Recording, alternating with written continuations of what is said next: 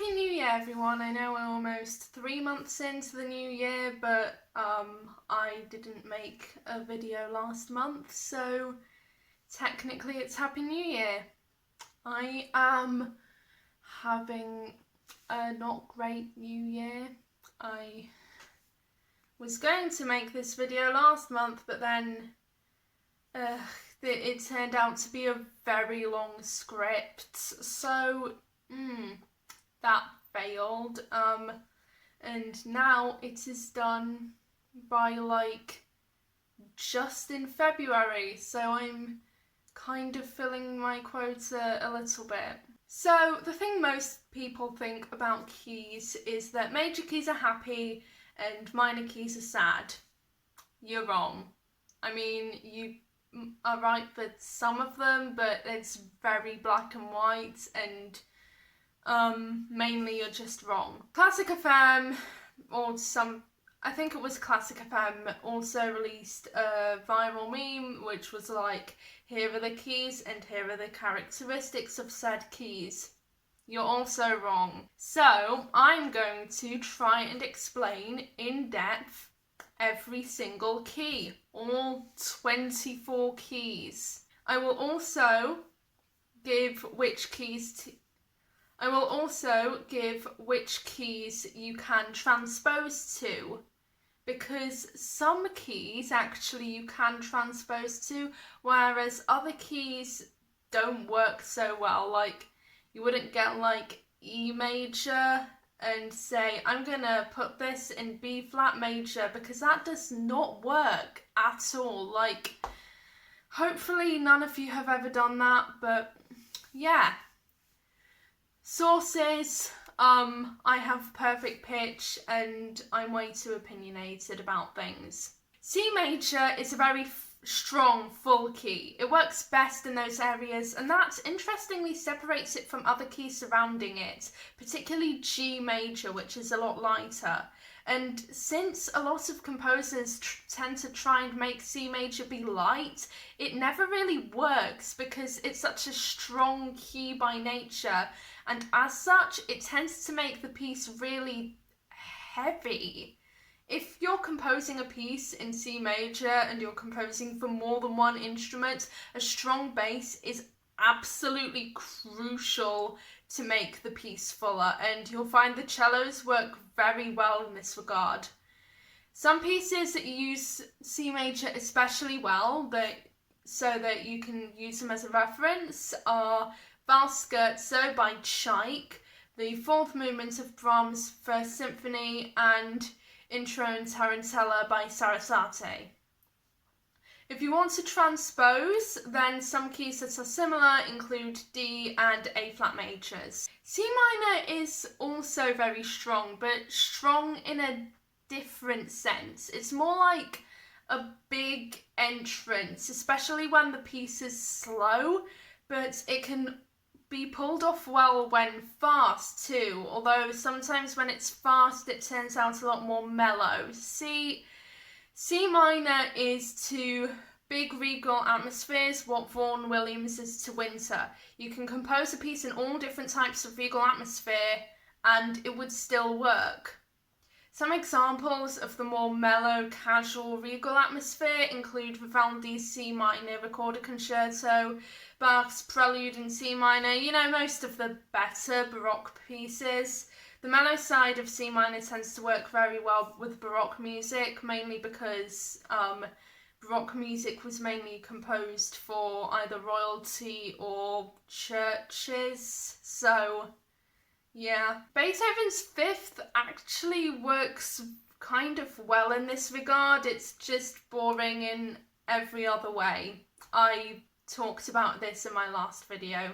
You can really transpose to any key aside from A and A flat minor with this one because of the versatility. It's just very versatile.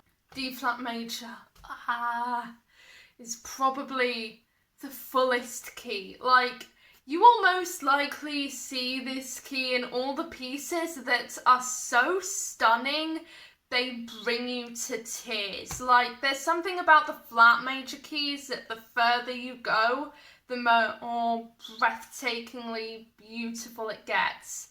I don't have synesthesia, but I would describe D flat major as like a really big sunset. It's really just every breathtaking landscape you've ever seen. Like, think of a beautiful landscape, put that one specific part of the Tchaikovsky piano concerto in the background and tell me it doesn't fit. You know, the funny thing about this key is that everyone just instinctively knows this.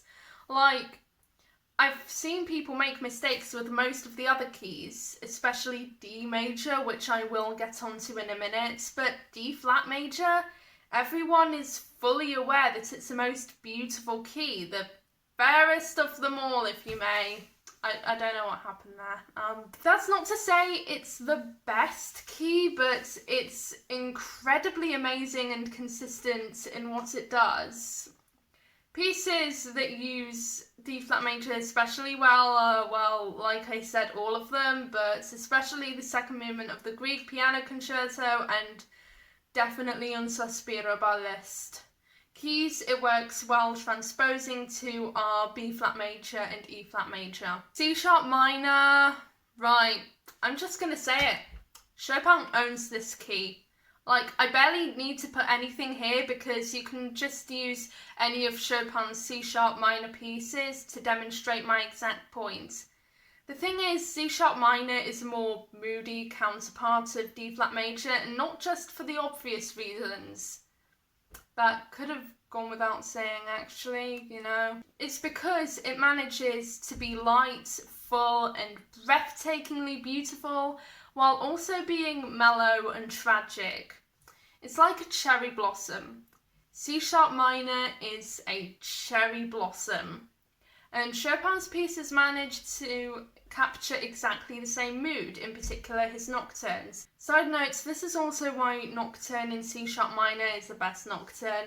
Pieces compatible with Transposition in C sharp minor include E minor, B minor, and A minor. D major, the bright, happy, lively key, right?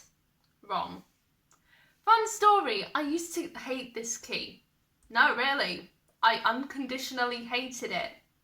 Every piece I heard with D major was just off.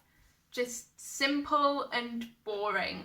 I grew up playing the violin, so all the easy pieces on the violin were in D major, so I tended to also associate it with that, which was not fun.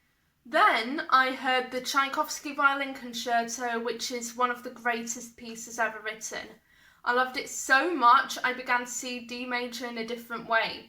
D major is rich, full, pure. If you don't feel D major in the pits of your heart, then you are doing it wrong. And just like C major, if you try to use it in any other context, you are doing it wrong. It just won't work.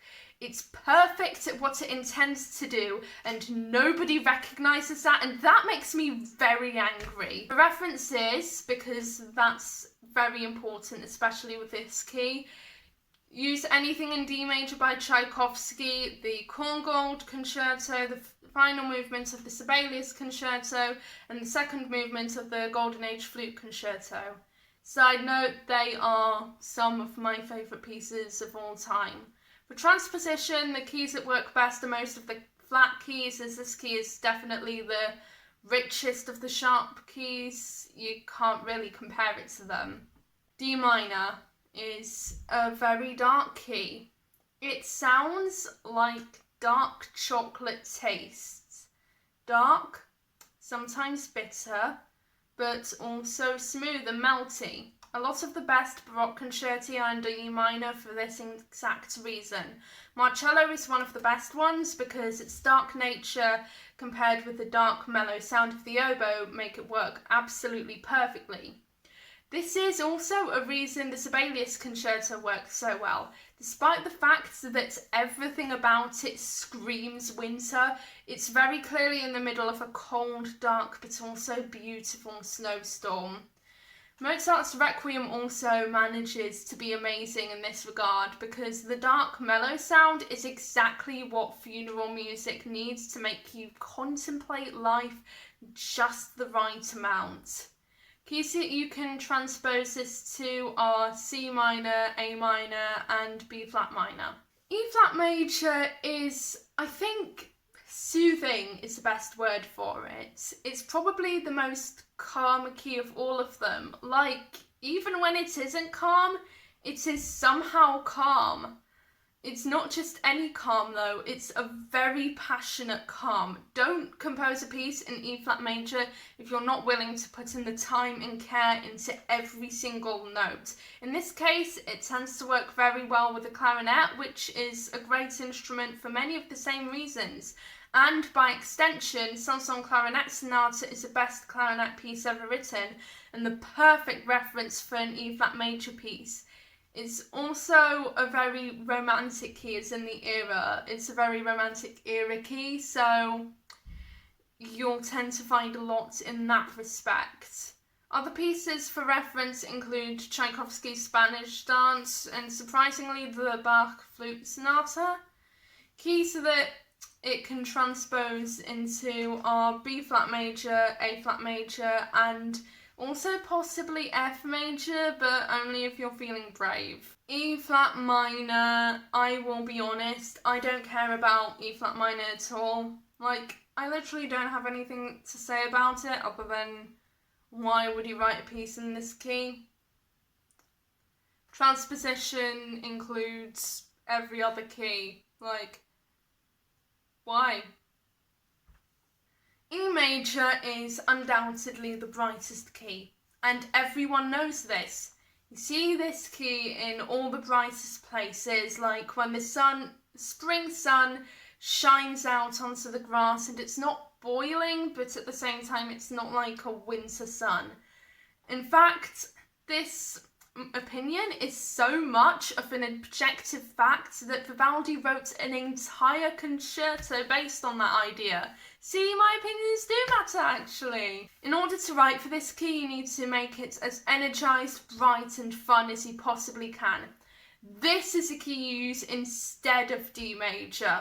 If you want to make a lively piece in the key of D major, I have some advice for you. First, stop composing in D major, then compose in E major instead. References for E major include Bach Partita, the third movement of the Mendelssohn Violin Concerto, and although it pains me to include this, the Galop from the Overture to William Hell. Similar keys include A major and F sharp major. E minor is really expressive in all senses of the word. When it comes to E minor, everything is travelling to the next part.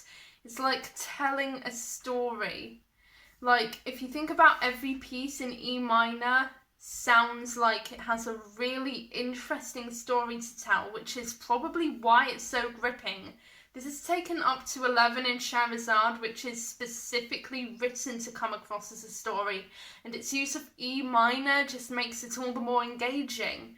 This is also why a lot of people use it in folk music, along with the fact that it's within vocal range for everyone. Folk music is designed to bring people together and tell a story. Other pieces that use this well include Autumnal Rain by Lars Hannibal and the Elgar Cello Concerto. The latter gives off a very similar feel to Scheherazade in a lot of ways. Keys that you can transpose into include G minor and B minor. F major is springtime. I've held this opinion for absolute years and it is just the perfect representation of springtime.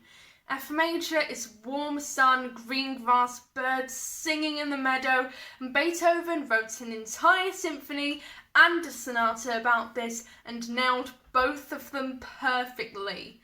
The calm, warm, relaxed atmosphere of those pieces make for a really good reference, as you'll find is the case for all of them, honestly. I can't really offer any advice for writing in this key because regardless of what you do, it will turn out pastoral whether you like it or not. And by extension, any piece really can be used as a reference, but obviously some of the best ones are Beethoven's Pastoral Symphony and his Spring Sonata. Keys that it can transpose into are G major mainly, but also B flat major in some situations. F minor is very moody. It's like the emo teen of the keys. It's like rain in winter. All music in E flat minor has to be this moody and deep because otherwise, just like D major, it will end up sounding really weird. As with most flat keys, Chopin is a good reference, especially his Nocturne 55, which really captures the darkness.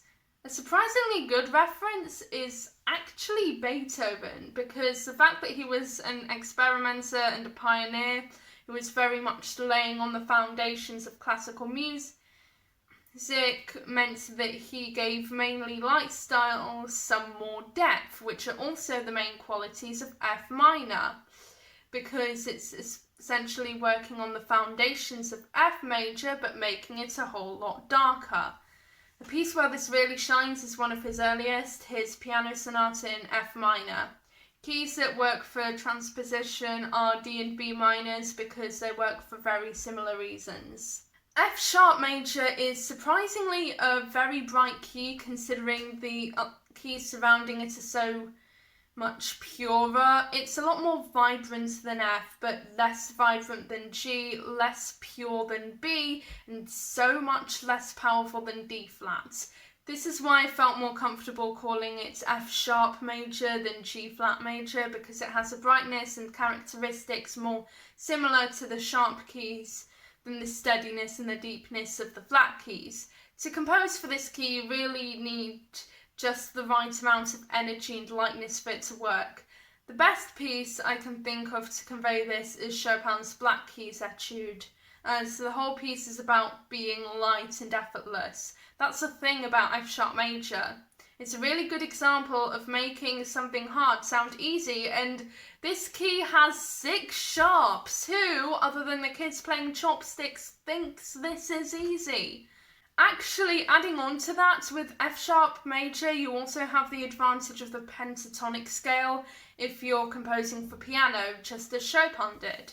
Similar keys for transposing include E major and G major. F sharp minor is tragic. Think the most devastatingly sad piece and it would probably work in F sharp minor. It is, in a way, the sad counterpart to D flat major because they will both make you cry for completely different reasons. Just bank on never listening to either of these keys and you will be happy in the long run. Now, guess who listened to Un Sospiro today? If you want to write a really sad aria, then these work really well in F sharp minor because they both work based on tugging the heartstrings of the audience, so just putting them together is basically just extra tugging. The weird thing about F sharp minor is that there are no real limits. If you want to make people cry, go the full length. Take refuge in audacity. This makes me sound really horrible, but I promise I am not. Despite all this, I can't actually think of any good references, but some keys that work well for transposition are C sharp minor and E minor. G major is very similar to F major, but a lot brighter. I'm pretty sure everyone looked at this, thought bright happy key turned out to be exactly right, and then did the same for D major without thinking at all, and well, you see how that turned out. G major is like the more bubbly twin of F major, who's a lot more chill, you know? It's actually a fairly versatile key, which really shines in Holberg suite, which manages to pull off G major in so many different contexts. Again, it kind of really does the Vaughan Williams thing, where it just works in every type of bright scenario there is. Again, just listen to every movement of the Holberg suite, compare and contrast the different uses of G major in them, then fall in love with a piece even more. This is also why it works well in classical music, such as the Quantz Flute Concerto, the Mozart Flute Concerto, etc., because Classical music is notoriously light and bright. Keys to transpose to include F major and A flat major. G minor is perfect. It works in literally any scenario ever. Seriously, just pick a scenario and try to tell me it doesn't work. Sad and broody, Bach Violin Sonata 1, first movement. Passionate and energized, Bruch Violin Concerto. Nostalgic, Tchaikovsky Violin Concerto, second movement. Gut-wrenching, Chopin Ballade. Fast and energetic, Vivaldi's La Notte. Big and dramatic, Mars from the Planet Suite. Terrifying, Der Erlkönig. It honestly works in every single scenario and hence is an incredibly easy key to work with. Just pick a mood, stick to it for a while and it will probably work. That's not to say it's a cheat code for writing good music. If it were, I would definitely be famous by this point. But it is one of, if not the most incredibly versatile key. And as such, you can transpose into pretty much anything and it probably won't lose its touch. A flat major is big. It's beautiful and radiant as a flat key, but at the same time it's grand and out there. It's quite similar to A major in a weird sense, obvious brightness difference aside, as they are both very grounded, very strong keys.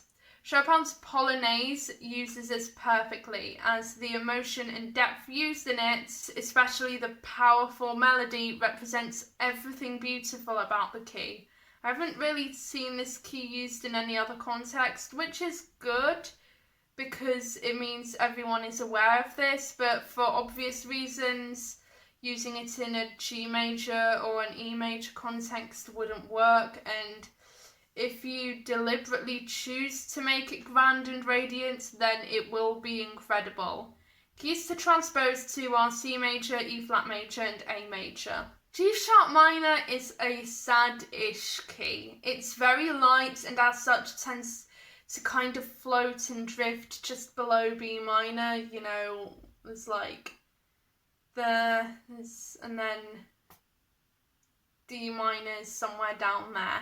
It's actually also very expressive in its own way, which is a major factor in Liszt's La Campella,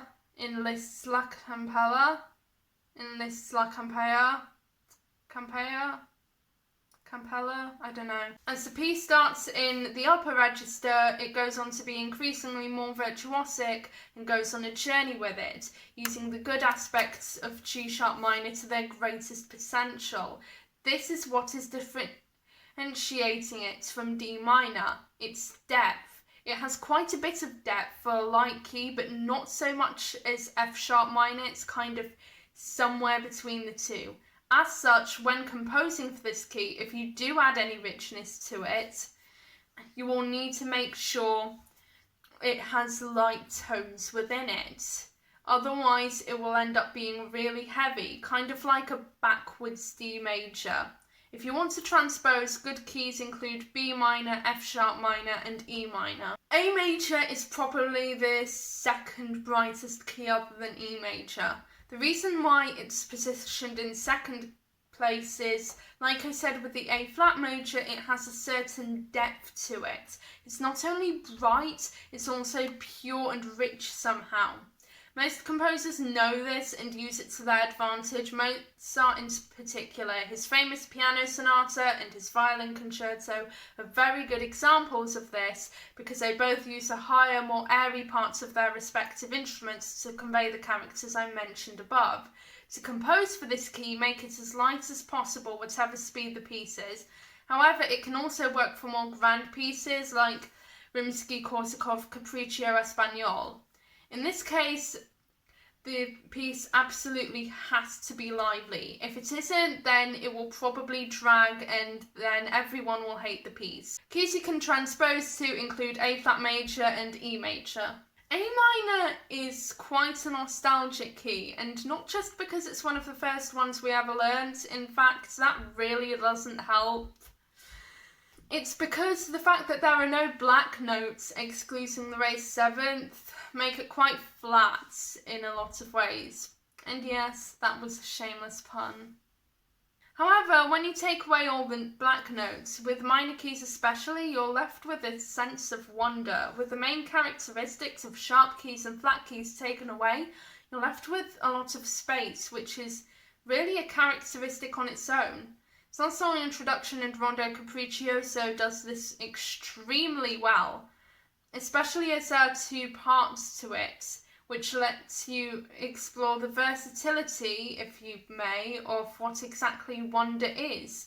Like how you're all wondering why I'm sitting here talking about A minor like it's some work of art, which, if we're being honest, it kind of is. Keys you can transpose into include F sharp minor, E minor, and B minor. B flat major is the best key.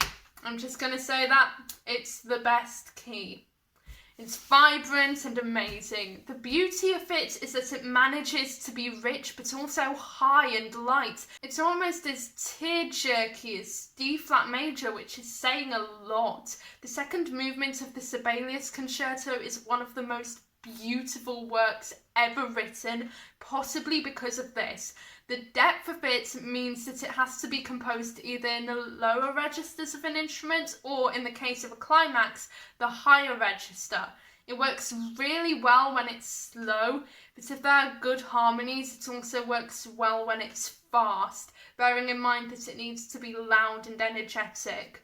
Handel's B-flat Recorder Sonata is a surprisingly good example of this, and it happens to also be one of his best pieces.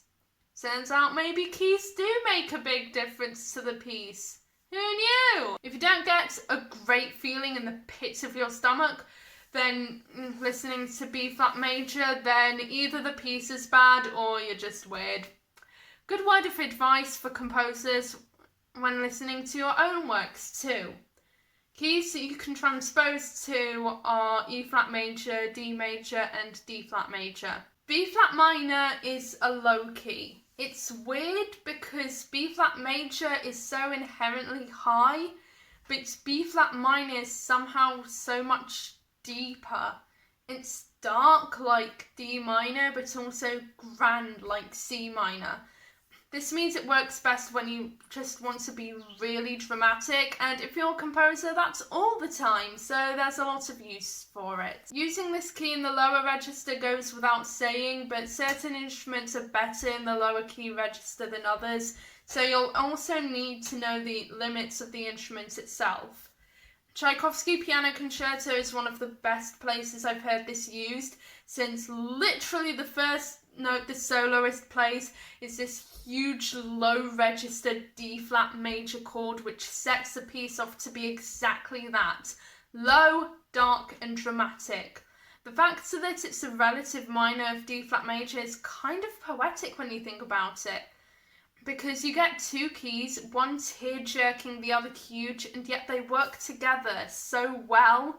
Like in the Tchaikovsky Concerto, in the transition to D flat major after the introduction, against all odds, makes sense, and that's incredible. B major is very uplifting. It's like the A flat minor of the sharp keys, in that it's much more calm and full than the rest, although maybe it just makes me calm, and because I play the piano and it's the easiest key on the piano. But anyway, that major, in that it's more of a golden sunset, lovers running together type of climax. In that sense, it's kind of a mixture between D flat major and A flat major, the latter because it's somewhat high in tone quality. It's pure, but it's also light, like white chocolate. I can't actually think of any pieces for this key at the moment. If you can, then